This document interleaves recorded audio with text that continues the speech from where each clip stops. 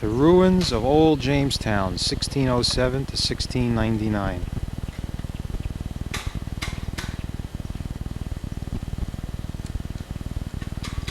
The old historic city.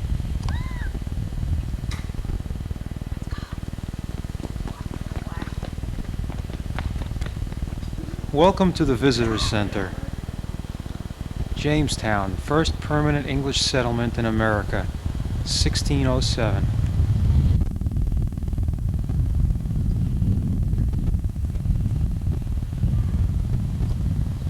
As the Sigmund family enters,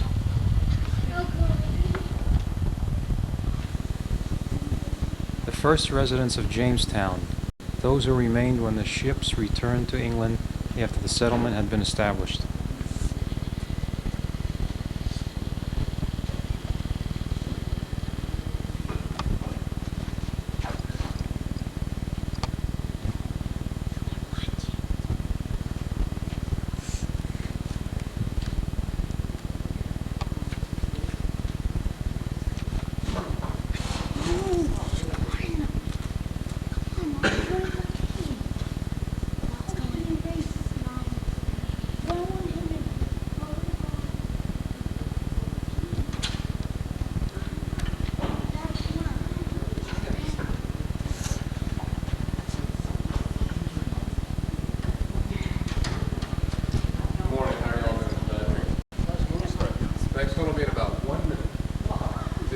There were 144 persons in the expedition, including those 104 who remained in Virginia.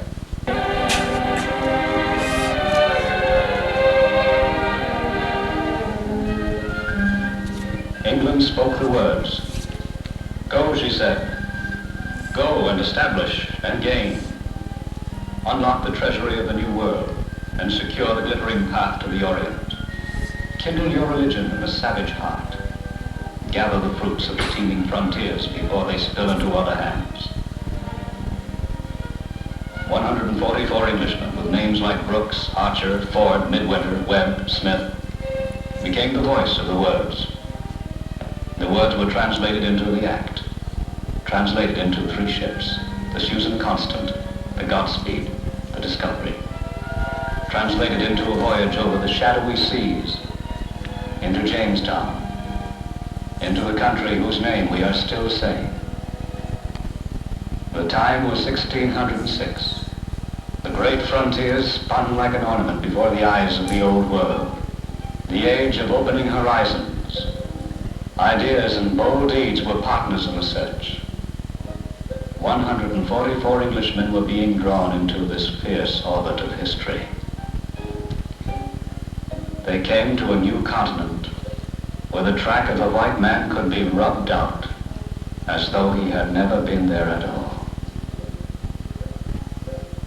Sir Walter Raleigh's little Roanoke Island colony of 20 years before kept forever the secret of their disappearance. The voyage of the 144 Englishmen brought them to the Virginia Capes in April of 1607. After a fearful trip, their 3 ships rode gaily on the water of the Chesapeake. The first sight of land was dazzling to the sea-weary eyes. One of their party, a Captain Percy, wrote, "Of fair meadows and goodly tall trees with such fresh waters running through the woods, I was almost ravished at the sight thereof." They planted a cross, called the site Cape Henry, decided it unsuited to their designs. For 2 weeks they probed the wilderness. And then, having found the place that was to become the first permanent English settlement in the New World, they rowed the spacious Isle of the James to their destination. They went ashore. Here is the place, they said. Jamestown. None of their kind met them. The trees grew into a high, silent barrier. Beyond that lay the mysterious shape of the new continent. A few red men watched, unseen but felt, from the thick arbors of vine and twisted foliage. A bird called from deep in the forest. Even that Englishman whose head was crowded with a dream of easy riches must have felt a sense of awe, of Genesis. They set to work to build, for an Englishman must have a roof over his head. The material was at hand, but the hand was unpracticed. Notwithstanding, they built a fort. The fort was shaped like a wedge, a three-sided thing with bulwarks at each corner. Inside the bulwarks were the stout English cannon from off the ships. A man they had discovered could stop forever with an arrow in his back. Like a giant picket fence, the palisades enclosed their rude huts, the storehouse, the chapel. This was their home in the New World, this first pioneer stockade. As the frontiers unlocked and another room opened, this was part of the heritage. The fort would move westward, be replaced, move on. 40 of the Englishmen sailed away to carry the news of Jamestown home. The 104 began their trials. This new land passed a harsh sentence.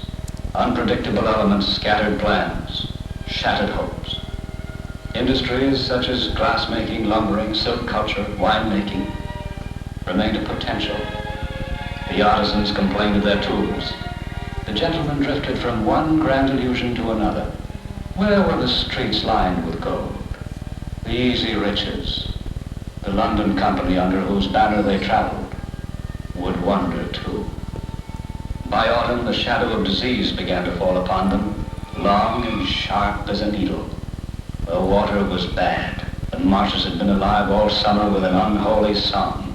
Mosquitoes, fevers. They quarreled among themselves. It took a strong man to rule them. George Percy was one. John Smith, part buccaneer, part leader, a bold man, sometimes vain, boastful, was another. In January of their first year, their number reduced to 50. Our first citizens watched a fire go down.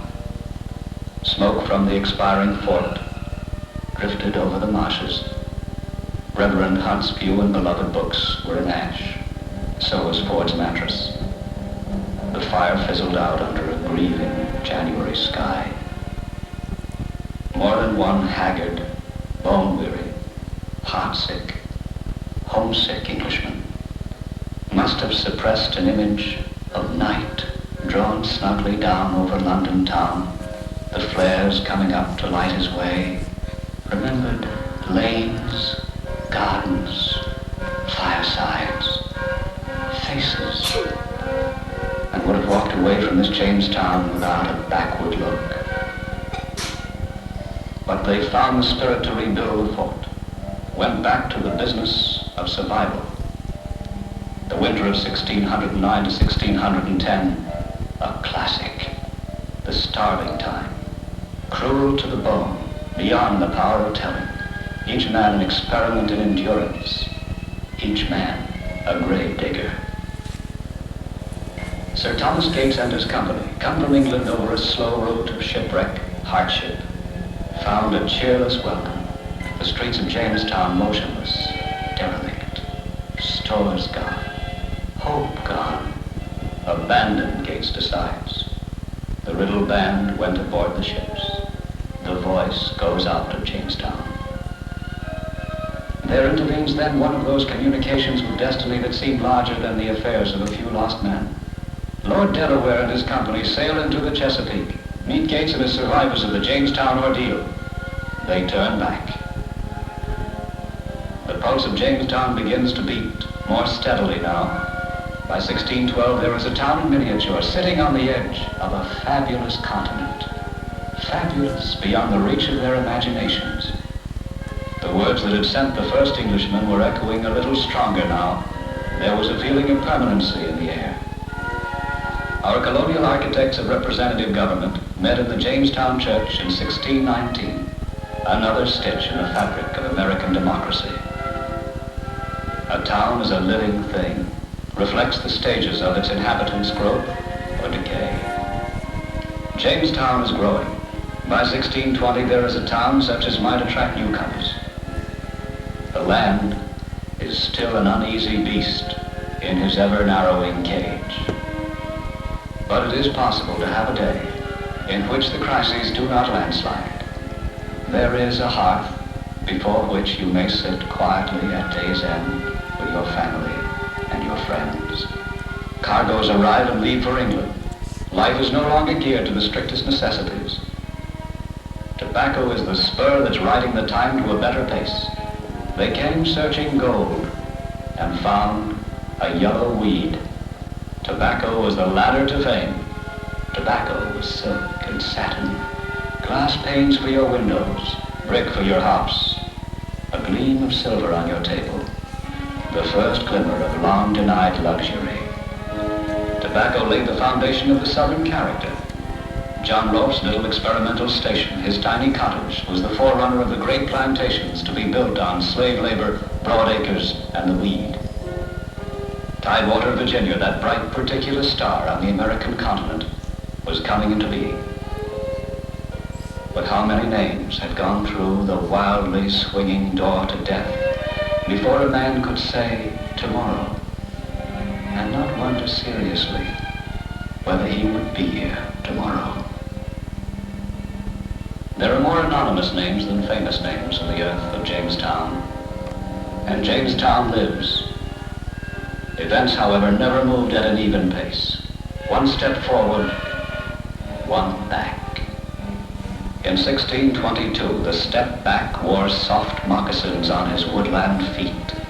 The Indian sees the frontiers moving outward, sees the land tagged with English names. The Indian's anger gathers like a storm. The storm breaks on March 22nd, 1622. There are 347 English names missing that night. The massacre. The massacre tore into the flesh, but did not stop the heart of the new colony. We'll soon be speaking of the Virginia colony as a land spreading westward even beyond the mountains. Jamestown's a small place, population speaking, but a capital, a port, and a terminal for the spreading frontier. Of all the men at Jamestown, there is one that seems to walk twice. Once with the face of a benevolent representative of the crown. Once as a man grown older, his ideas fixed in another time. Sir William Berkeley, twice royal governor, builder of a palatial residence at Green Spring. It has been some time since Captain Smith called order in his rugged soldier way. The fort is a memory.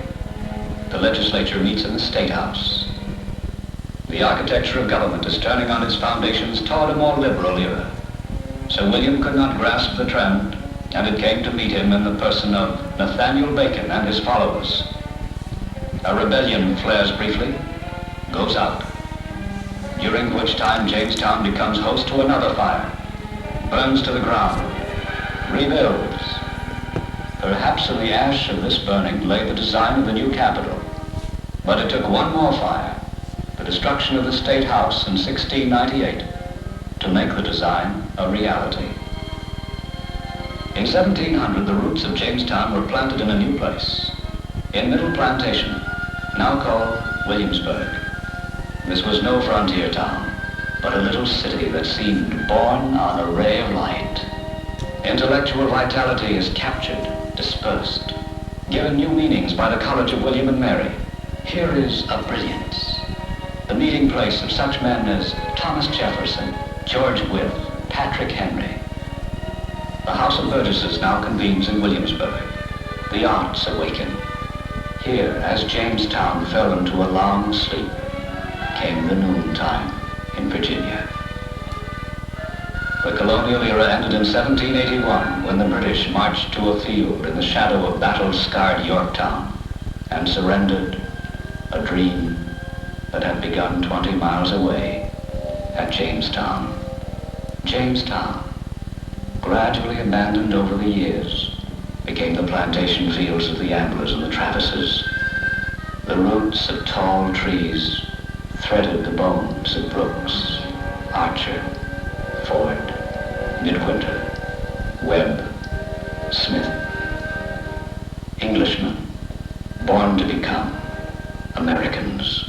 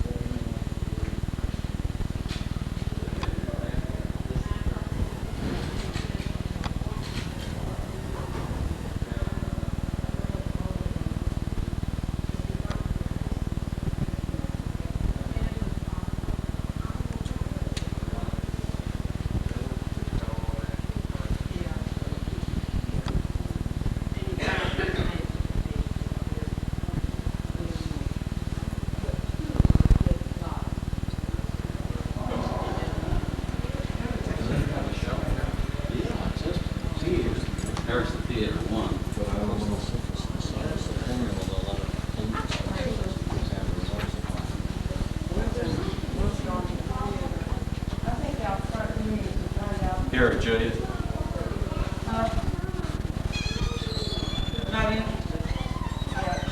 Jamestown's water supply.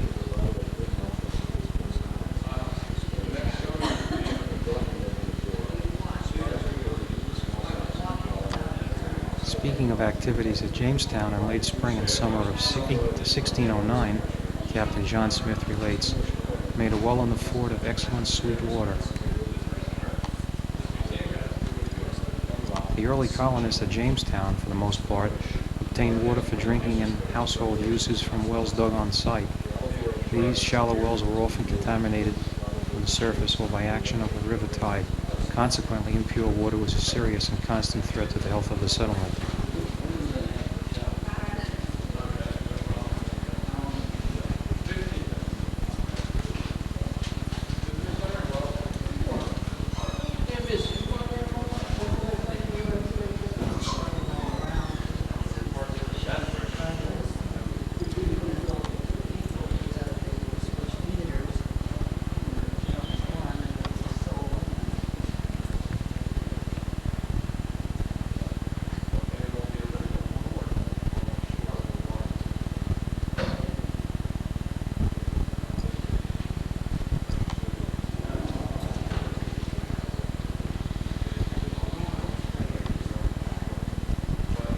The pump is in a courtyard of an English home built in 1627. The wooden parts have been replaced, but the metal lead is original. Some of the pumps at Jamestown may have looked like this one.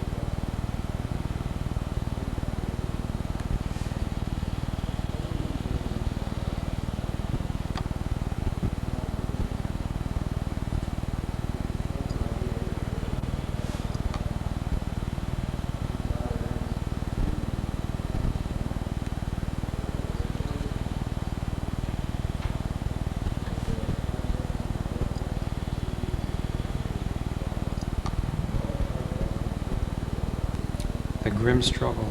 Within 6 months of their arrival in 1607, 50 of the original 104 settlers were dead of disease and starvation. 2 years later, new settlers had swelled the population to about 500, but a year later, supply ships found only about 60 survivors. After this disaster, commonly known as the Starving Time, 1609 to 1610, the colony eventually recovered and its population increased. Although disease and death no longer threatened the existence of Jamestown, they continued to play an important role in shaping its history. These objects date after 1610. They reflect the grim reality of death and disease faced by Jamestown's settlers and the continued importance of doctors and ministers who were always in demand.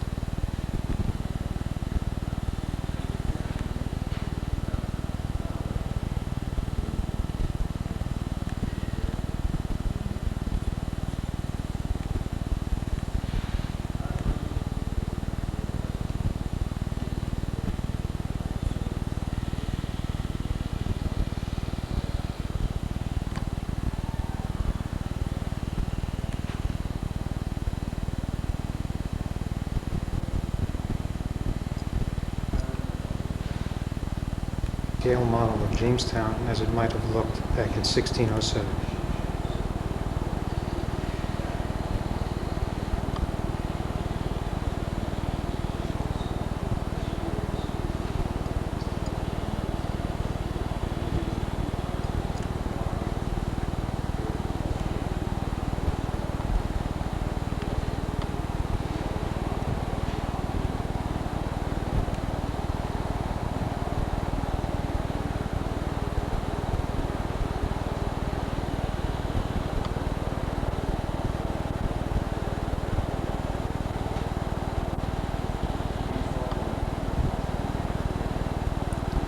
Cannons facing out to the sea.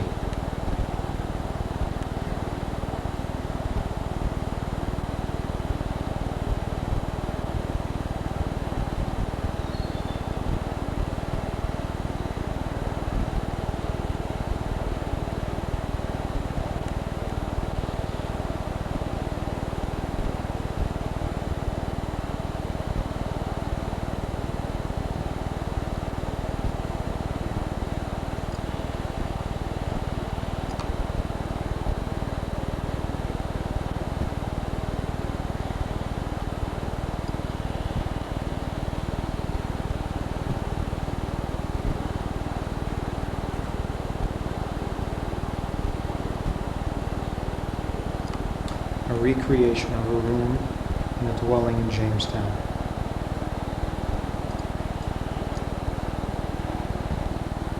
Living quarters.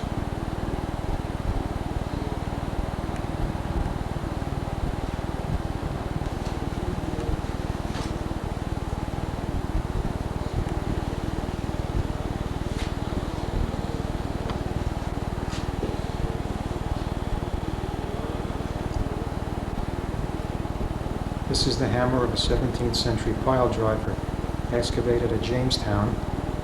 It was hauled to the top of a frame, and then its 1,300 pounds dropped on the piling.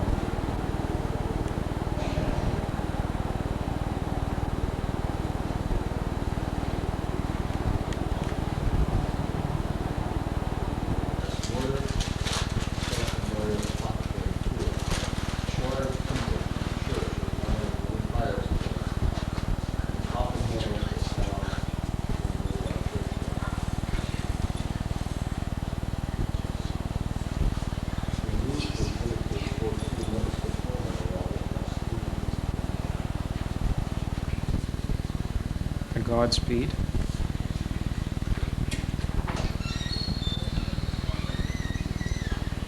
The Discovery.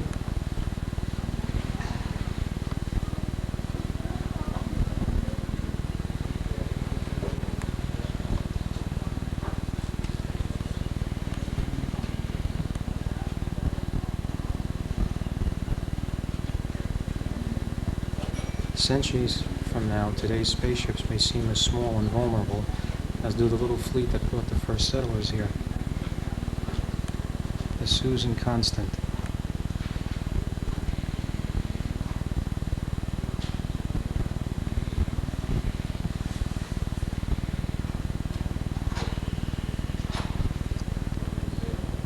Where you walk today, 17th century Englishmen walked. They left behind a heritage of law, language, and customs, a way of life.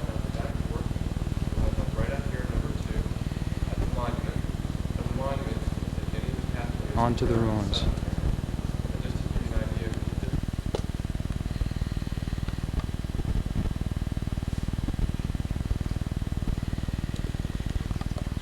As the population grew and a feeling of security increased, the settlers began moving out and away from this tiny fort site into an area they called Newtown.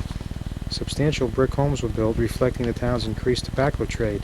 Its role as a bustling port city, in addition to serving as Virginia's first capital for 92 years. A short walk with interpretive markers will help recount the story of Jamestown's expansion. The foundations of many homes and other buildings have been excavated and covered by a protective layer of whitened brick to prevent further deterioration.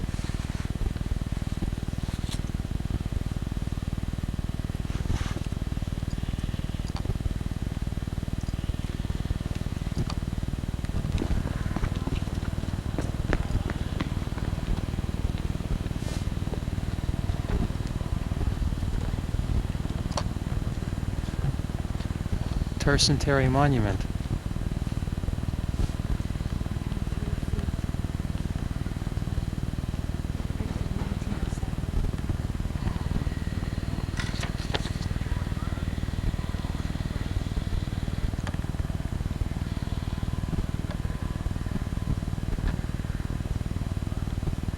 Smile, guys. From the terrace of the Tercentary Monument, you can survey the foundations of the town site. The 103-foot shaft of New Hampshire granite, erected in 1907, commemorates the 300th anniversary of the Jamestown settlement.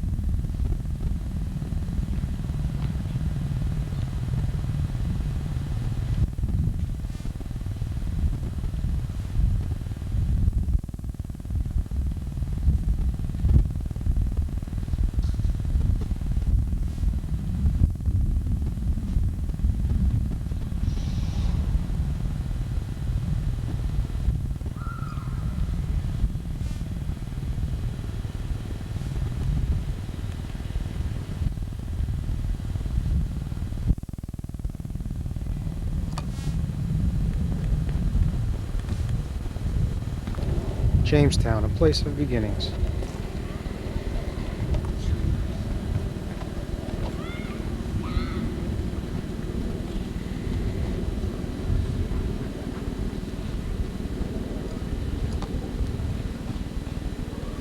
Walk the paths and explore James City, the site of the first permanent English settlement in America, 1607, and the meeting place of the first representative legislative assembly, 1619. While the church tower is the only remaining original 17th century structure, many visible clues suggest a fascinating story of the growth, decay, death, and rebirth of the settlement. Try to imagine how the colonists felt when they landed on this isolated shore and undertook the establishment of a colony amidst an unknown and frightening environment.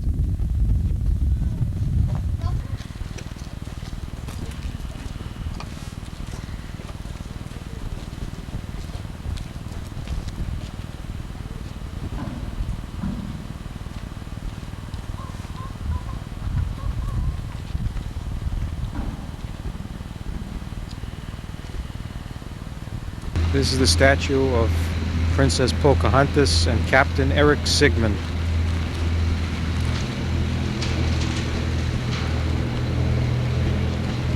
How you doing, Captain? It is believed that Pocahontas saved Captain Eric's life at least twice. Captain John Smith.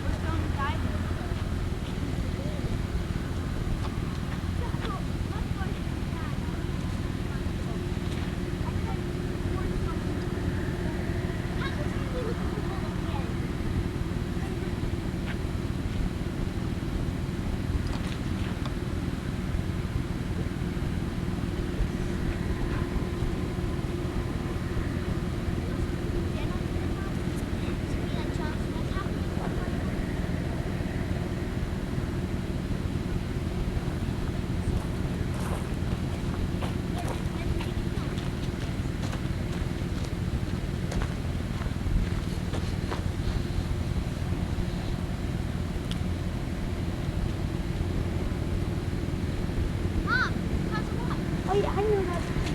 Right there.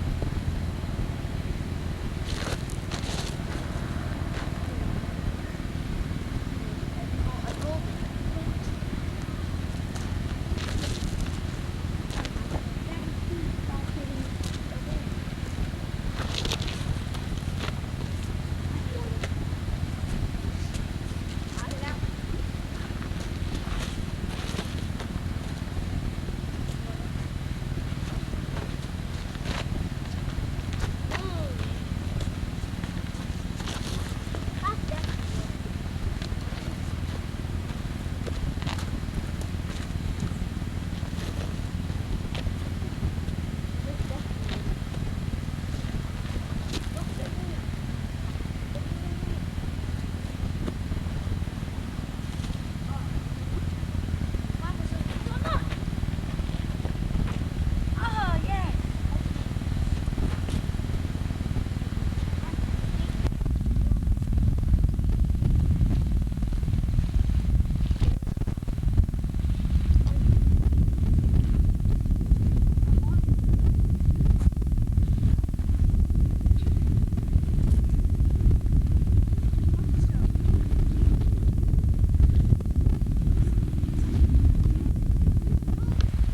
The old church tower, the only 17th century structure still standing, is an addition to the first brick church built in 1639.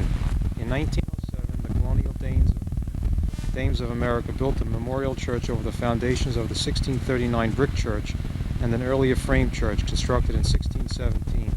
Here on July 30th, 1619, the first representative legislative assembly in North America convened, laying the foundations for a representative government which we enjoy today.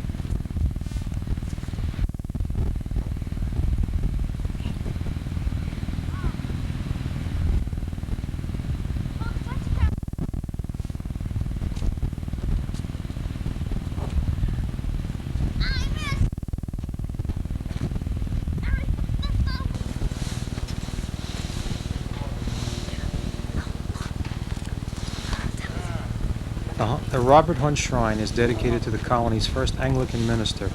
The Reverend Hunt played an important role as conciliator and provided spiritual leadership to unite the first settlers' efforts in survival. Also showcased Captain Eric Sigman.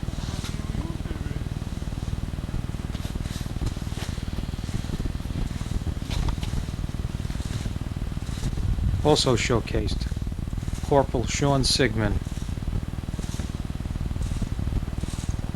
How you doing, Cap? Fine.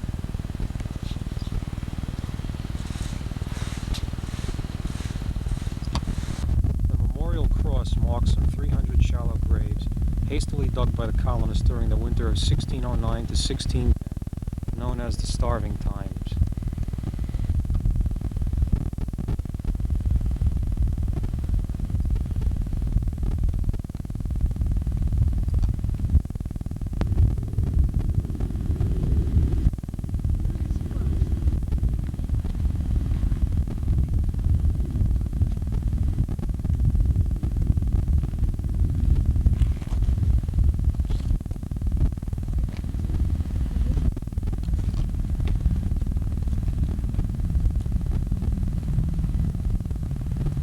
This is the foundations of 5 original buildings where the legislature originally met. It was rebuilt twice and finally moved to the capital in Williamsburg.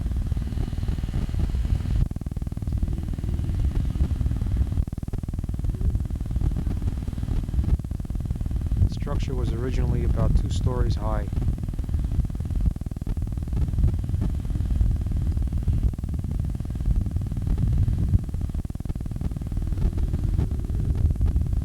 Recreated Powhatan Indian village.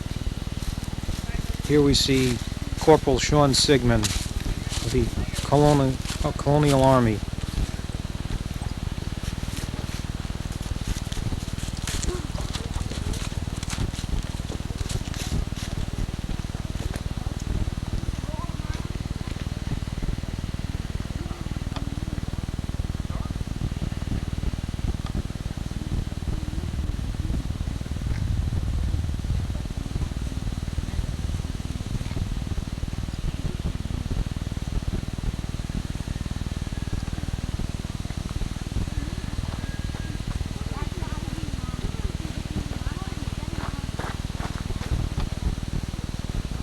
Hey, Pocahontas, smile.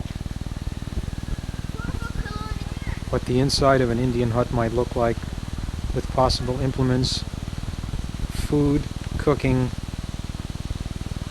hunting, and warfare.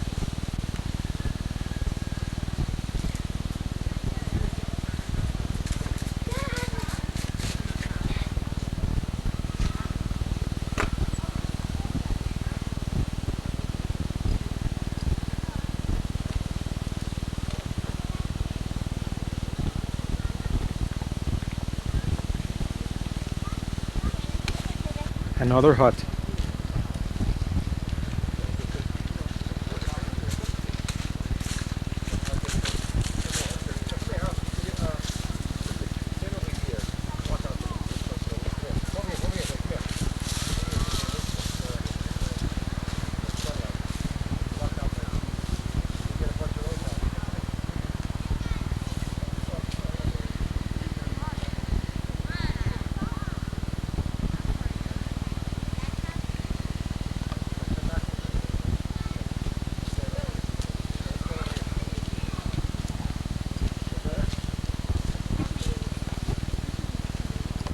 In this hut is a replica of where they might have dried skins and meat.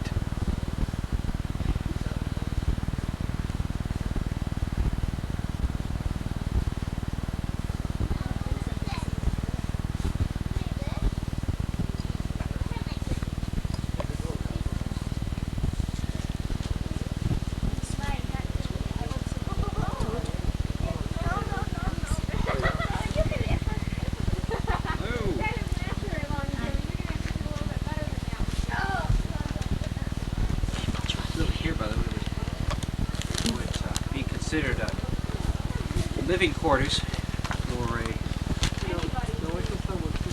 one or two families. Probably one large family, which would include one man, quite a few wives, a lot of children, and possibly the parents or grandparents, and the other older relatives as well. Indians, by the way, lived what we call strictly a communal sense, very much close together. For instance, you might have 20, sometimes as many as 30 people living in a building like this, sleeping not in, for instance, this is my bed, I'm going to sleep in it here, but sleeping in a pile, for the simple reason that it's either that or freeze to death. The houses are fairly warm, and with the fire and with the excellent insulation offered by the matting, it does help keep the house fairly warm. But there's also a limited supply of things to stay warm. Furs and such are fine, but there just isn't that much to go around. So you sleep in a pile, you pull the furs over you, and that's how you sleep. You'd also have to get very used to being terribly bitten by fleas as well. The Indian houses, they say, the Englishmen, who I might say were not exactly people who were unaccustomed to the flea, the Indian houses were apparently terribly accustomed to fleas, and there's a couple of practices that led to it. One of them is just having furs about. There's nothing worse about the same as shag carpeting as well, which is easily infested. They like things they can get down. They like to live in furs and such, and they spend most of their time in your house. But if you've got millions of them in here, of course you're going to get bitten up pretty badly. The other practice is how you get them all in here. The fleas are normally not going to stay on humans. They're so heavily coated with animal fats and greases, they really don't offer a home. However, who wants to be out on a day like today when you're essentially wearing virtually no clothing whatsoever, out tanning a hide, outside, hang it from the rafters, and skin it right inside the house. Which means, where do all the fleas go? They're going to leave the dying body, or the cooling body, and they're going to quickly head for whatever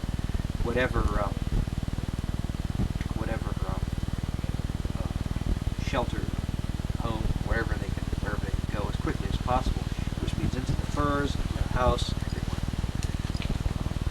Incidentally, in the Maryland colony, almost immediately after the appearance of the English in this region, the Indian population was reduced to 1% of its original size by a plague, bubonic plague, which is incidentally a flea-borne disease.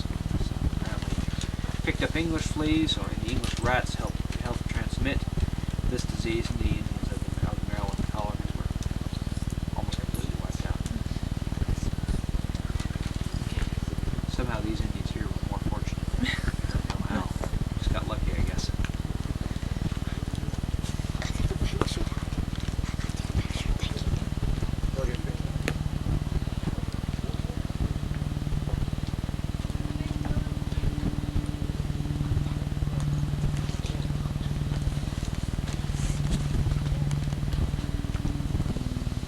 Another example of Indian habitat. All sleeping in a semicircle around the fire.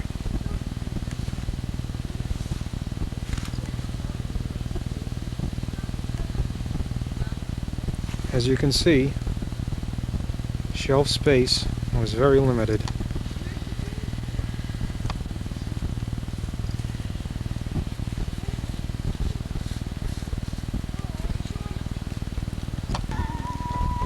The animal pen.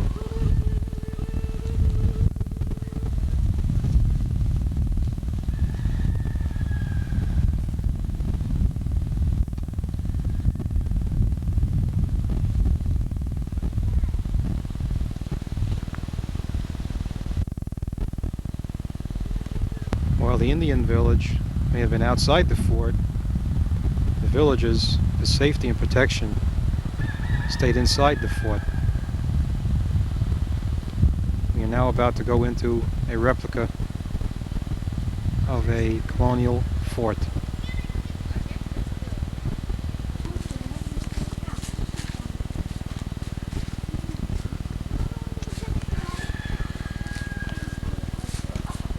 Yes, that's a real goat. Can I take a picture, Dad?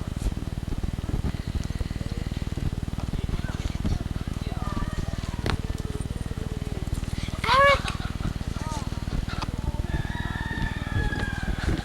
Eric, come here! Eric, come here! You missed because there's roosters. Wait! Wait! Wait!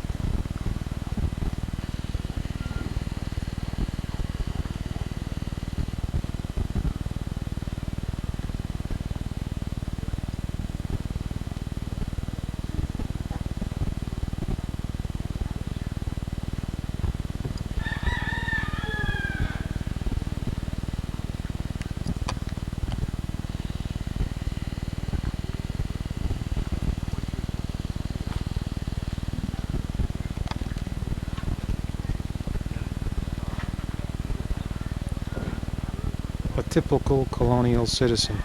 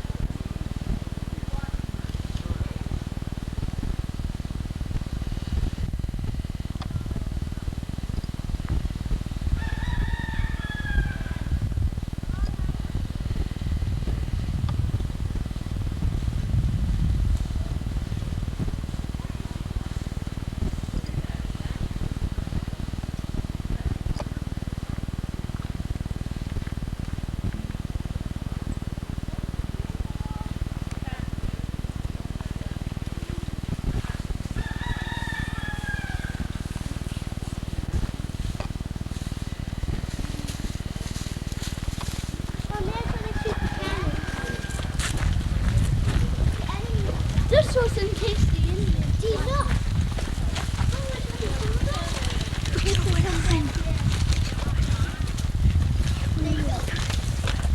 But this doesn't look the big one. They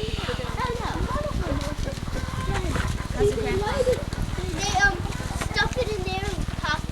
Yeah, and then I don't want this. Yeah, that thing outside smokes. A colonial game of checkers.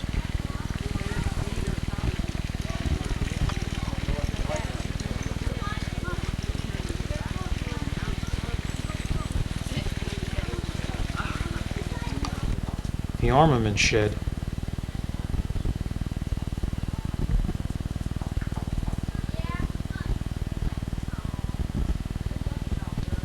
Spears, axes.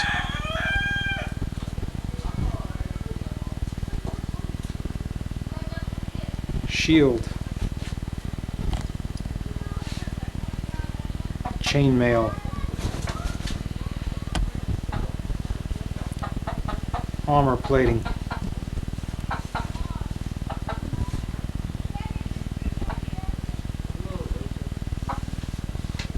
Far too hot for this climate for the colonists. It became totally useless.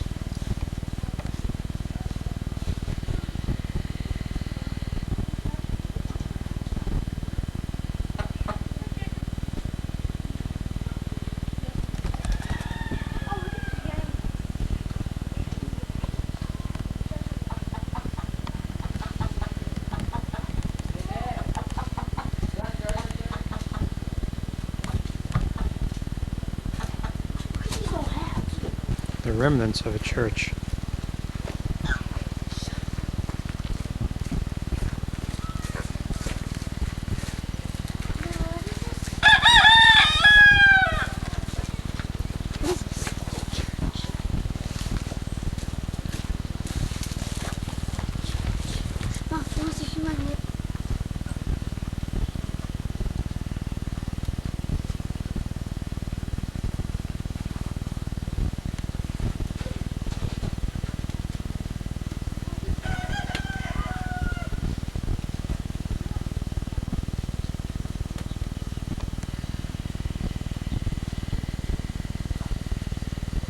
What is it you're making? I'm just making a little bag to hold little personal items in. It was pretty much a common thing everybody wore one. Keep their spoon in and their knife.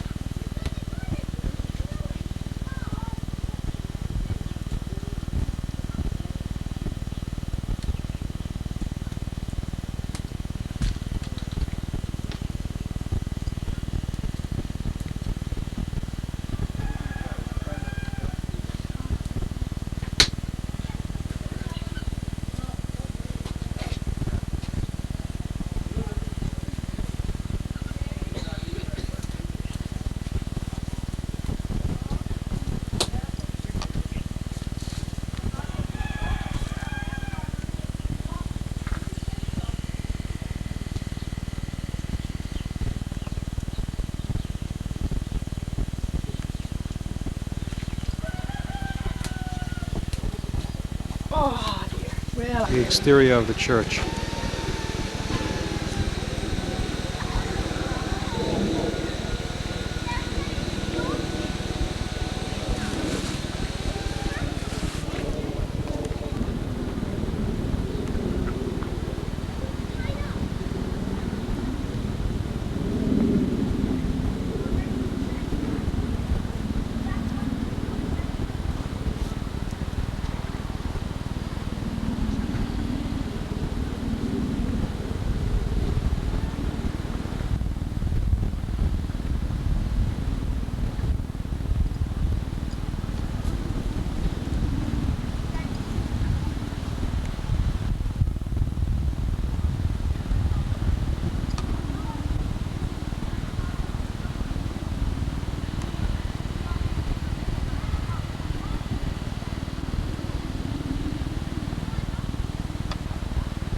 This is a replica of the Godspeed, 1985. It set sail on the same course as the original and completed the same journey using the same power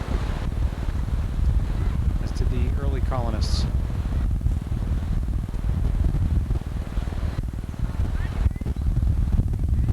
It held a crew of 14.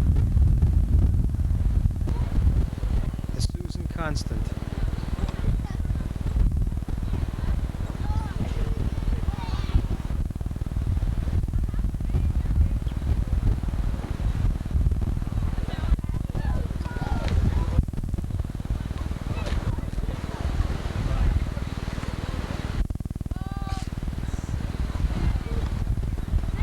Hey, Captain.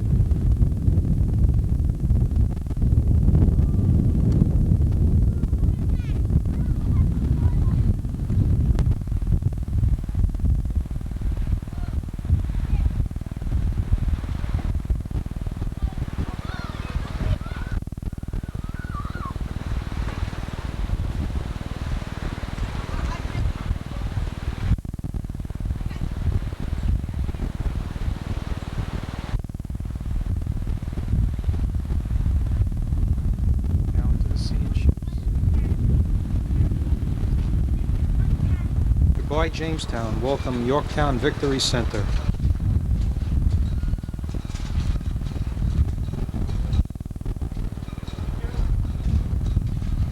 Moore, a Yorktown merchant. Our war for independence was part of a larger world conflict. We saw it, perhaps more provincially, as only our revolution against the crown. But it was also a war between the European powers. On the one side, the French, Spanish, and the Dutch. On the other, the British and their German mercenaries. This conflict was mainly between the French and the British, and naturally it had a large effect upon what happened here. The French, since the beginning of our revolution, had sent us money, muskets, and gunpowder. Then, in 1780, they sent us troops, and this at a time when our fortunes were at a low ebb. Our Continental Army, under the command of General Washington, had suffered almost 6 years of stubborn and indecisive war.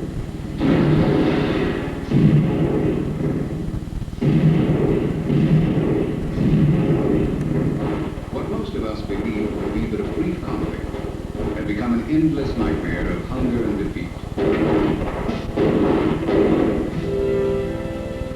Our ragtag amateur army of shopkeepers and farmers was driven out of New York, across New Jersey, and Pennsylvania.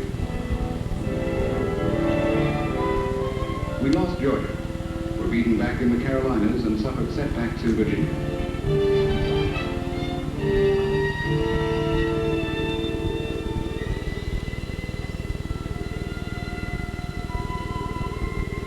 These were, as Thomas Paine wrote, times that tried men's souls.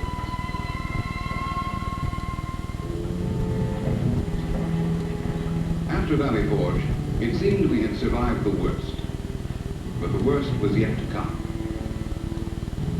By spring of 1781, Washington reported that the army was on the verge of destruction. Unfed, unpaid, locked in a war of attrition, the ranks were filled with discontent and anger. He began to fear that the revolution would be destroyed from within. He needed a victory, a big victory, and soon.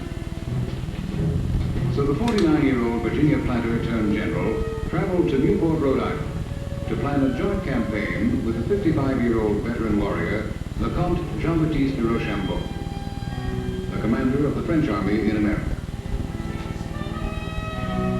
Rochambeau, who honored Washington at a candlelight ceremony, agreed at this meeting to join forces with Washington's amateur army to strike a fateful blow against the British forces in America.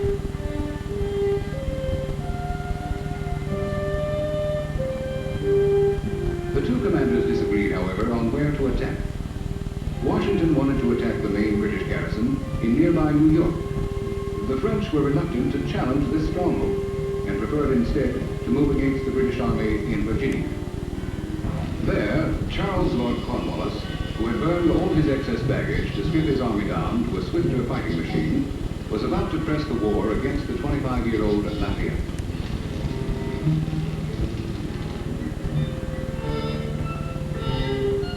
Cornwallis, England's toughest combat general, now threatened to overcome the Continental forces in Virginia. His armies were challenging the security of the state capital, newly moved from Williamsburg to Richmond. Yet Washington continued to resist the French plans for a campaign in Virginia.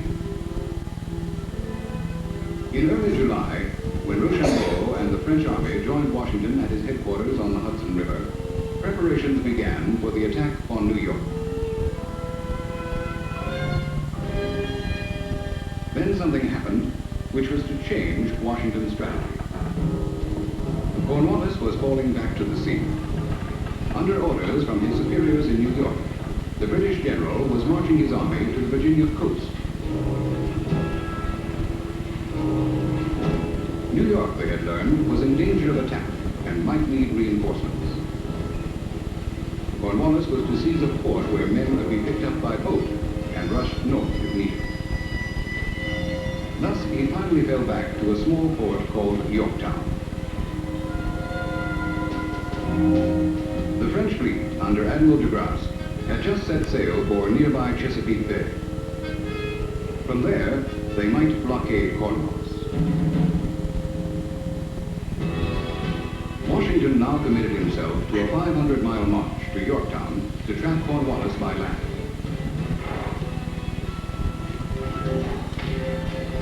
August 20, 1781. The American and French armies crossed the Hudson River above New York. It was a race against time, for the French fleet could not commit itself to a long campaign in Virginia waters. Washington had only 4 weeks to march the Allied armies to Yorktown. It was a calculated gamble. At stake was not only this campaign, but the war, and everything it stood for. To reach Yorktown, Washington first had to slip away from New York. Our marching armies were open and vulnerable to attack. He had to trick the British into thinking this maneuvering was only the first stage of an offensive against them. He did this by leaking false details to known British spies, and by building a decoy camp from which he could still possibly attack New York. Not even the men knew their true destination. Only after 8 days, when our armies were approaching Trenton, did the British realize that we were heading for Virginia.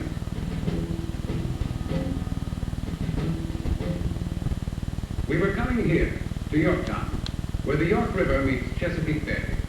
A sleepy town before Cornwallis and Washington, and and before that, a thriving tobacco port. It was founded by George Washington's first American ancestor, Nicholas Martiot, and in his youth, Washington himself came here to gamble and watch the cockfights. But in August 1781, there were no cockfights, and the business of the town was not tobacco, it was war.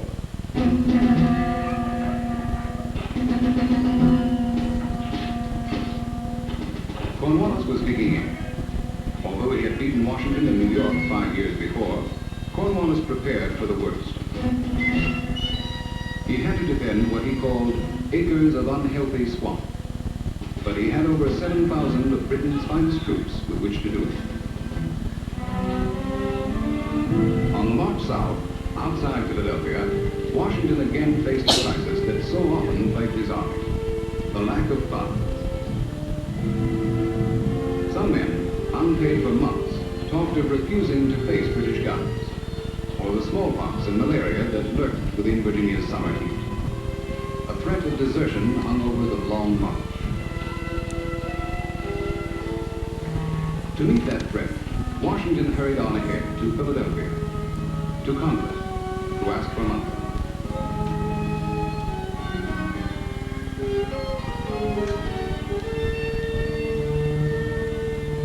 Always careful to subordinate himself to civilian authority, Washington petitioned the Secretary of Finance, Robert Morris, for the necessary funds. He was told what he was so often told. There was no money. Morris, however, did arrange a loan from the French, and the troops were finally paid.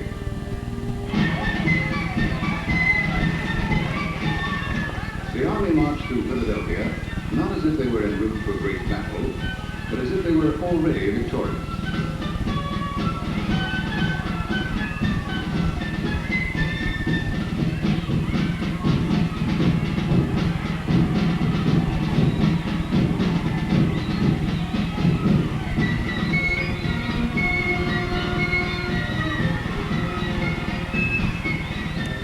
Yorktown was still 350 miles away, but Yankee Doodle was on the march, and nothing could stop us now. The French fleet had reached the Chesapeake. Washington's plan to trap Cornwallis was working. Later, with the French fleet in position, and with the army holding together excellently, some moving by land, some by boat from Head of Elk in Maryland, Washington permitted himself a diversion. He rode on ahead of his men into Virginia. For the first time in more than 6 years, Washington was going home. September 9th, the tall Virginian returned to Mount Vernon. There was a 3-day reunion with Martha, his stepson, and 4 grandchildren he saw for the first time.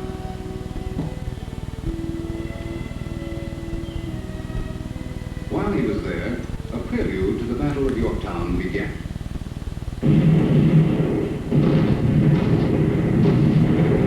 A British fleet under Admiral Graves, hoping to take Cornwallis from Yorktown, had attacked the French blockade.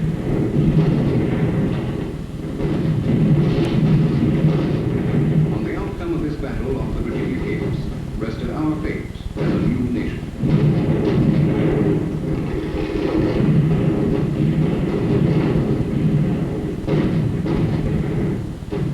Were driven off. Admiral de Grasse had struck an important blow for American independence.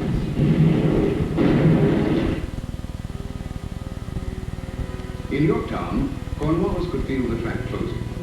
He considered escaping before Washington's armies arrived, but a dispatch from New York assured him that the British fleet would return. He would be either reinforced or rescued. He put his faith in that assurance of help and decided to stay.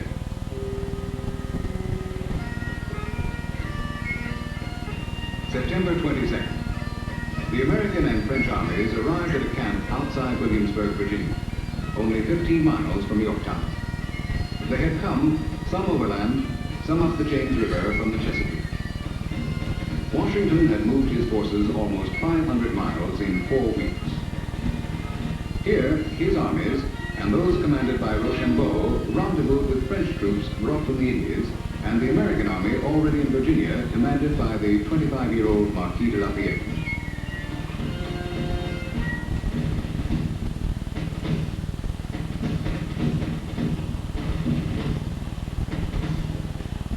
Still of concern, the French fleet. De Grasse was still scheduled to leave Virginia waters in 30 days.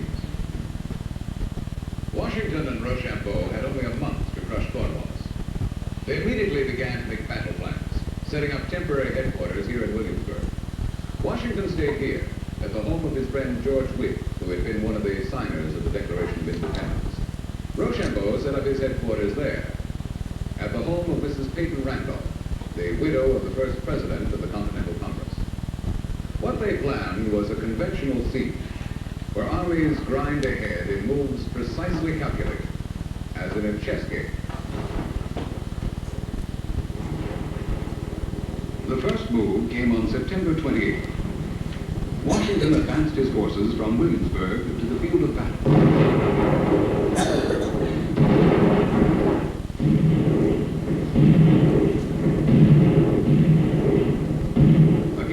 Cornwallis would pit the Royal Welsh Fusiliers, the Scottish Highlanders, and German mercenaries called Hessians.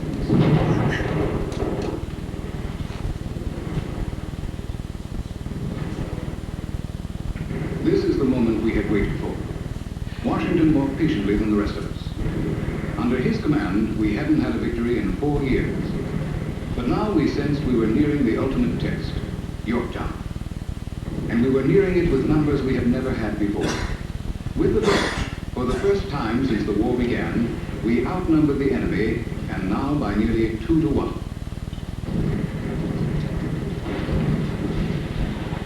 Washington, with his 6'3" of physical force, enormous presence, and rock-like perseverance, had brought us to this threshold of victory.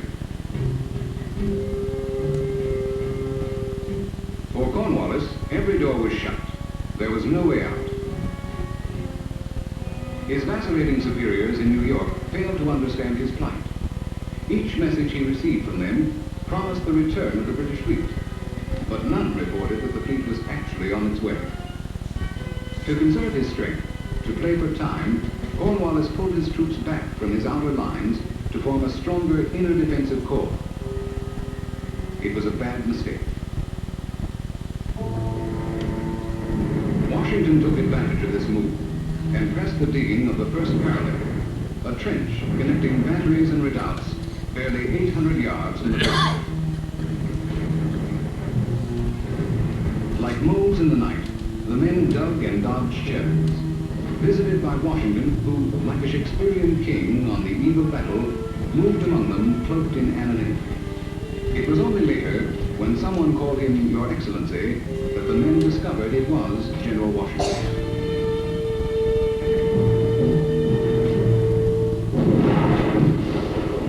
The British, realizing their position, poured on everything they could to stop us from completing the trench.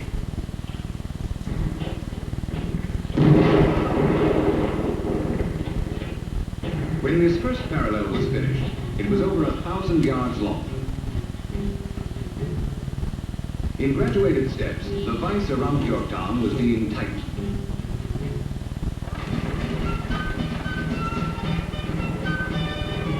October 6th, drums beating, colors flying, in the midst of shot and shell, our first unit arrogantly marched into the great trench.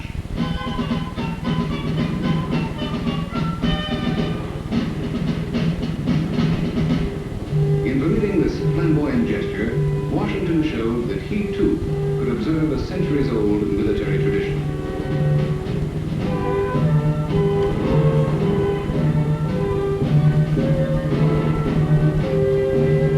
His army, once sneered at by the British as being a rebel army, now surrounded the best troops Britain had in America.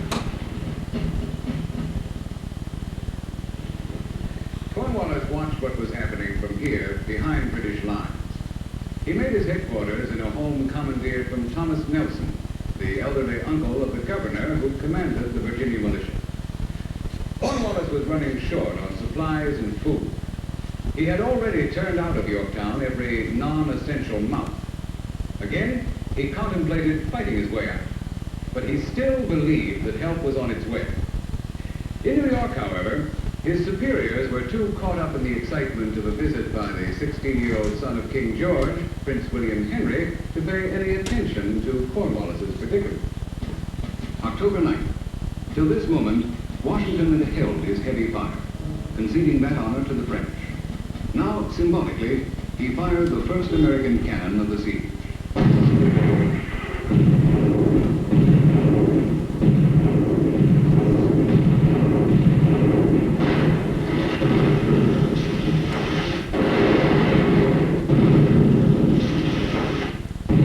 The whole peninsula trembled under the incessant thunder of our infernal machines as we bade the British back for New York, Valley Forge, Brandywine, Charleston, Savannah.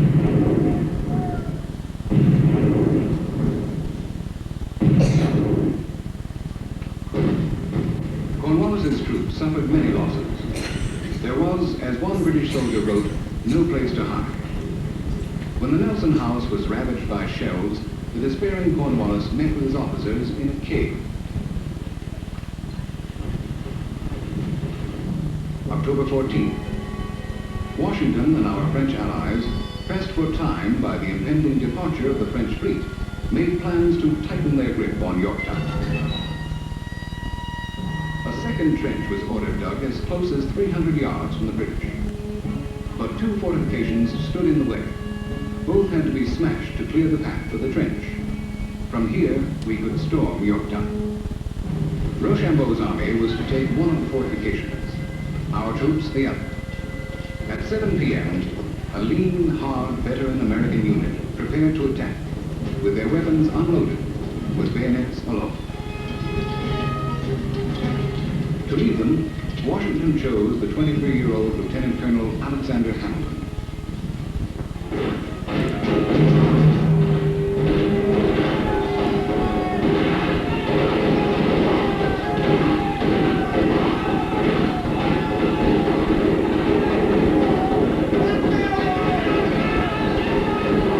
The British fought desperately to hold the crucial works.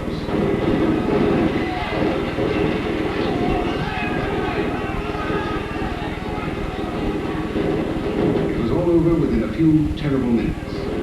The British fortifications fell.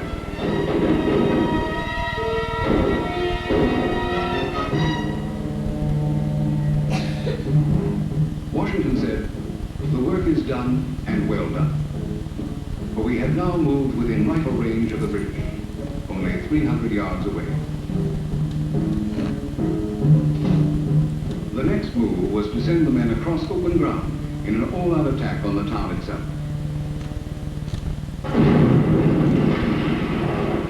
After one futile attempt at a counterattack, Cornwallis decided his only chance was to escape. On October 16th, under cover of night, he attempted to slip his men across the York River to fight their way through a weak link in Washington's line. The sick and the wounded were to be left behind, also the artillery. He hoped to make a forced march north to New York to save what he could of his battered army. But the elements, so often cruel to our army, now dealt Cornwallis a crushing blow.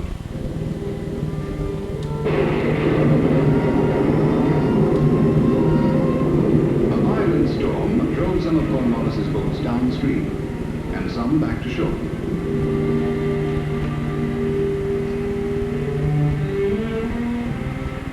Cornwallis had to abandon his plans.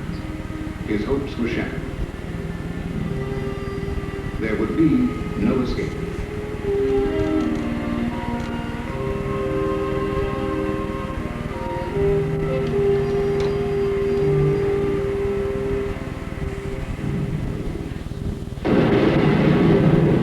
October 17th, 10 the next morning.